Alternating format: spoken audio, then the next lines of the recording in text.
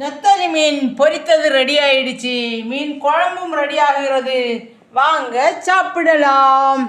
சரிங்க, நம்ம லைவில் இன்னைக்கு பார்த்தோம். இந்த நெத்தலி குழம்பு எவ்வாறு வைக்கிறோன்னு லைவில் வந்து வீடியோ போட்டிருக்கேன், அதை பாருங்கள். இப்படி வத்த வச்சு நல்லா வத்தி வரும் பார்த்தீங்களா? இந்த நேரம் நல்லா வத்தி அப்படி நல்லா வத்தி வரும்போது குழம்பு ரெடி ஆயிரும். இது வந்து மீனும் வந்து செவக்க வந்த உடனே மீனும் ரெடி ஆயிரும் பார்த்துடுங்க. இந்த செவக்க வந்த உடனே நெத்தலி மீனும் பொரியல் ரெடி ஆகிடுச்சு. சரிங்க, எத்தனை பேர் நெத்தலி மீன் குழம்பும் நெத்தலி பொரிச்சதும் பிடிக்கும்? லைக் பண்ணுங்கள். நன்றிங்க. ரெடி ஆகிடுச்சு. அதில் வந்து ரெடி ஆகின சீனை போடலை இந்த லைவில்.